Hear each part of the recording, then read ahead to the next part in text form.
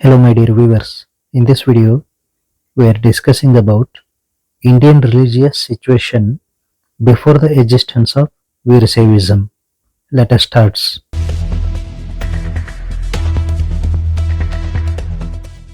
First of all, introduction. Long before the emergence of Virashaivism in the 12th century Christ era, the Indian subcontinent had witnessed millennia of rich religious and philosophical and cultural evolutions. Understanding Virashaivism requires understanding the deep and complex traditions that both inherited and challenged.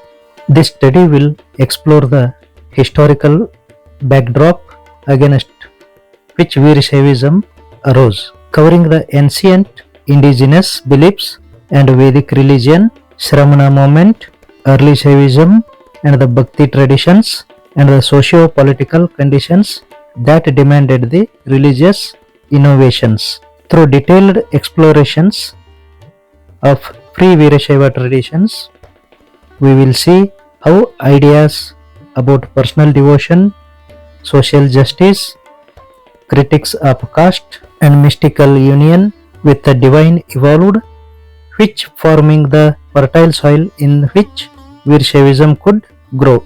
First one, early Indian religious traditions. In this main point, the first subpoint is Proto-Indic and Harappan religious life.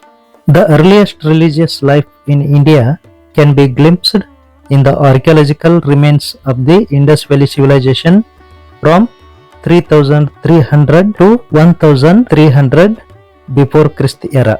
Despite the undeciphered script, several artifacts suggest a sophisticated religious system, seals depicting yogic postures, which likes the famous Pashupati seal, worship of Mother Goddess, reverence for the sacred animals, and the use of water in a ritual purification. The symbols resembling the later Shivalinga, which is cylindrical stone, have been found, suggesting a proto-Shaiva culture that might have persisted among indigenous communities. Fertility and seasonal cycles and cosmic forces were evidently central to Harappan religion. This religious substratum focused on immanence and fertility likely continued among rural and tribal populations even after the rise of Vedic culture, forming a continuous thread through Indian religious history. Second subpoint is indigenous traditions and nature worship. Even apart from the Indus, indigenous tribes across India practiced animism, ancestors worship, and reverence for sacred groves, rivers, and mountains. Trees like fig and neem, animals like snake and bulls, and rivers like Saraswati and Ganga held religious significance. These nature-centered beliefs, emphasizing immanence and living cosmos, subtly infused later religious developments, including elements of Shaiva and Shakta traditions. Second point is Vedic religion and Brahmanism. And first subpoint is Rigvedic society, God, rituals, and social order. With the migrations or cultural diffusion of Indo-Aryan peoples, the Vedic religion took the root.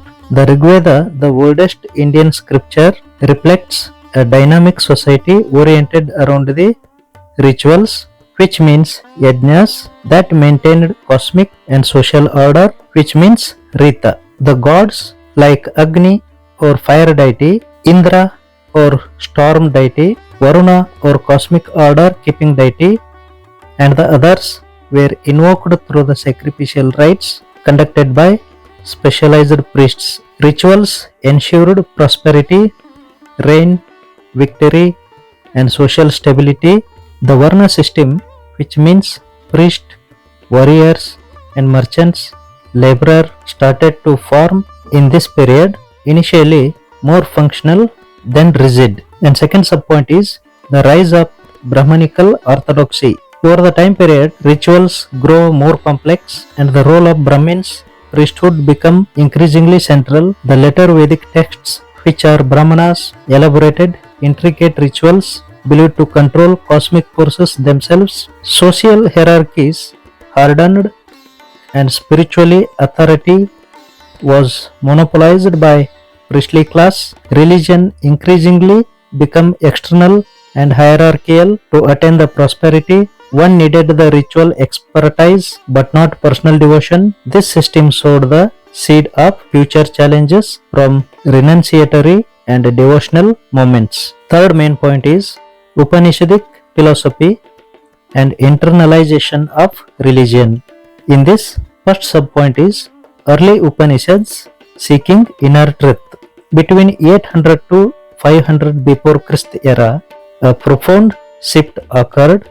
The Upanishads, which are mystical treatises attached to the Vedas, emphasized not external rituals but inner realization. Philosophers thought that behind all existence lay Brahman, the unchanging cosmic reality identical with Atman, the innermost self. Second subpoint is challenge to ritualism.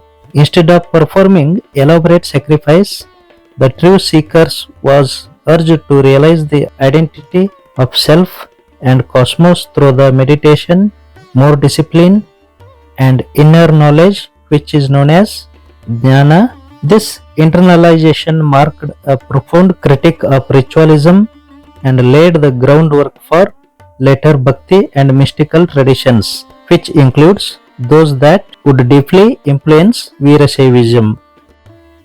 Fourth main point is Shramana movements.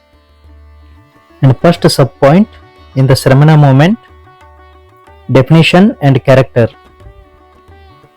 Parallel to the Upanishadic thinkers, independent religious movements emerged. Jainism, Buddhism, and the others collectively known as Shramana movements. Shramana means one who exerts themselves, which typically a renunciate. These movements rejected Vedic authority, ritual sacrifice, caste hierarchies, and even the metaphysics of Brahman and Atman, which are in Buddhism. Second subpoint is core features of the Shramana movement is as follows. Emphasis on personal ethical effort, path to liberation through the self-discipline but not ritual. Egalitarianism, which means possibility of liberation for all regardless of caste. Monastic institutions as the center of teachings. Virashaivism would later inherit the Shramana spirit of personal spiritual striving and the critique of caste orthodoxy. Fifth point is rise of Shaivism. The first subpoint is conversion of Rudra to Shiva. In Rigveda, Rudra is a fierce, ambivalent god associated with storm, disease, and healing. Over centuries, Rudra evolved into Shiva, a complex deity embodying paradoxes, ascetic and householder, destroyer, benefactor, and yogic. Second subpoint is development of early Shaiva sectors. Early Shaiva cultures crystallized around 200 before Christ era to 500 Christ era. First one is Pashupatas, emphasized the strict asceticism. Second one is Kapalikas, transgressive rituals, cremation, ground symbolism. Third one is Kalamukas, more moderate, temple-based worship. And fourth one is Lalukas, focused on mystical union with Shiva. All these cultures stressed personal devotion, mystical experience, and the liberation, themes central to later Virashaivism. Sixth main point is Bhakti movement precursors. First subpoint is the seed of personal devotion. By the early century Christ era, a powerful new religious current began to flow across India, which is Bhakti movement. The Bhakti or devotion emphasized an intense emotional relationship with personal deity, accessible to people regardless of caste and education. Though Bhakti would become widespread later, its earliest seeds were sown in Tamil speaking regions of South India around 6th century Christi era. Second subpoint is Nayanmars and early Shaiva Bhakti. The Nayanmars, 63 poet saints from Tamil Nadu, were pivotal in promoting this Shiva Bhakti. Saints like Appar, Sundarar and Sambandar and Manikkavachakar composed hymns in Tamil and passionately praising Shiva. Their poetry rejected elaborate Vedic sacrifices, emphasizing instead heartfelt love for Shiva, open expressed through the music, dance, and simple offerings.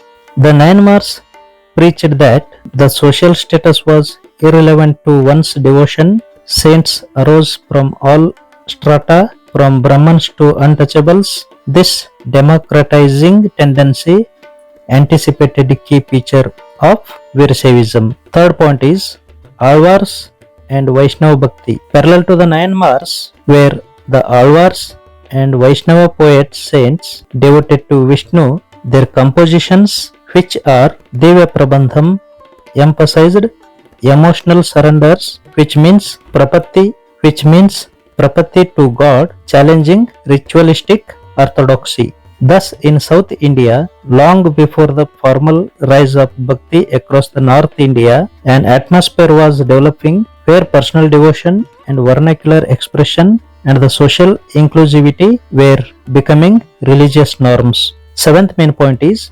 socio-political condition.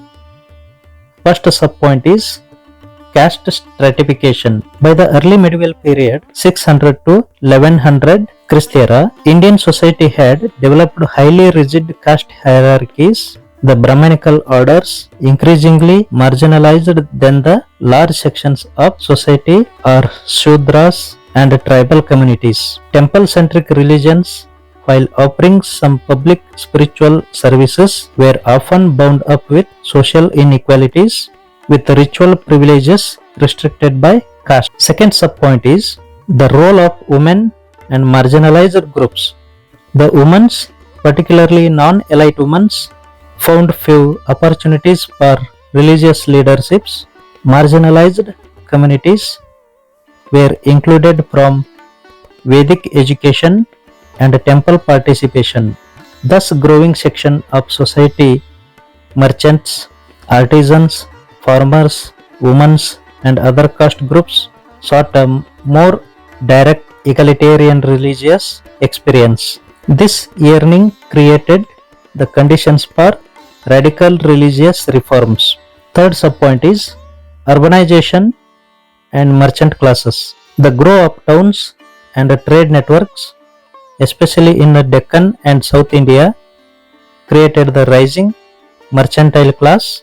The merchants often supported heterodox religious movements that emphasized ethical living, personal devotion, and social responsibility, which are the values aligning more closely with their worldly lives.